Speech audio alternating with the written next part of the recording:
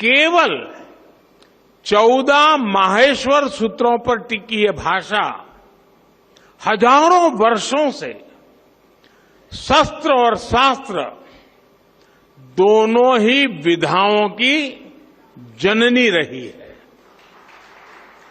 संस्कृत भाषा में ही ऋषियों के द्वारा वेद की ऋचाएं प्रकट हुई है। इसी भाषा में पतंजलि के द्वारा योग का विज्ञान प्रकट हुआ है। इसी भाषा में धन्वंतरी और चरक जैसे मनीषियों ने आयुर्वेद का सार लिखा है। इसी भाषा में कृषि पराशर जैसे ग्रंथों ने कृषि को श्रम के साथ साथ शोध से जोड़ने का काम किया है।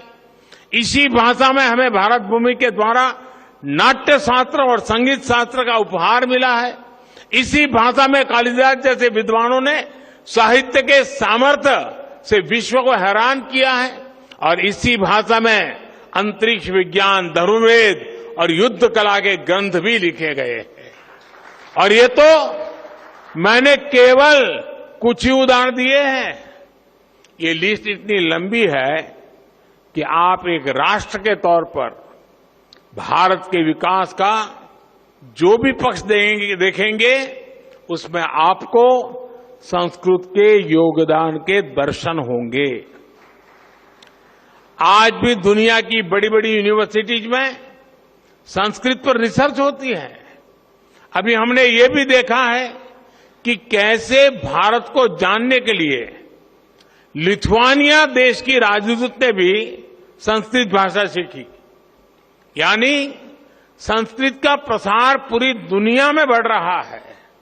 साथियों, गुलामी के 1000 साल के कालखंड में भारत को तरह तरह से जड़ों से उखाड़ने का प्रयास हुआ।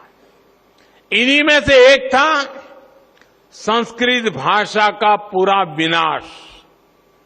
हम आजाद हुए, लेकिन जिन लोगों ने गुलामी की मानसिकता नहीं गई, वो संस्कृत के प्रति वैर भाव पालते रहे।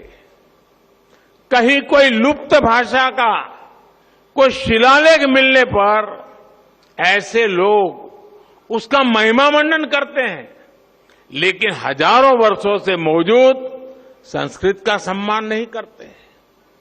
दूसरे देश के लोग मातृभाषा जाने तो ये लोग प्रशंसा करेंगे, लेकिन संस्कृत भाषा जानने को ये पिछड़ेपन की निशानी मानते हैं। इस मानसिकता के लोग पिछले 1000 साल से हारते आ रहे हैं और आगे भी कामयाब नहीं होंगे।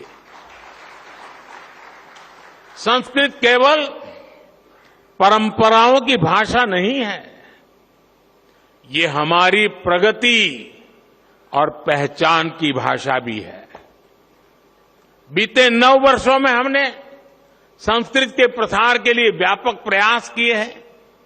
आधुनिक संदर्भ में अष्टाध्यायी भाष्य जैसे ग्रंथ इन प्रयासों को सफल बनाने में बड़ी भूमिका निभाएंगे।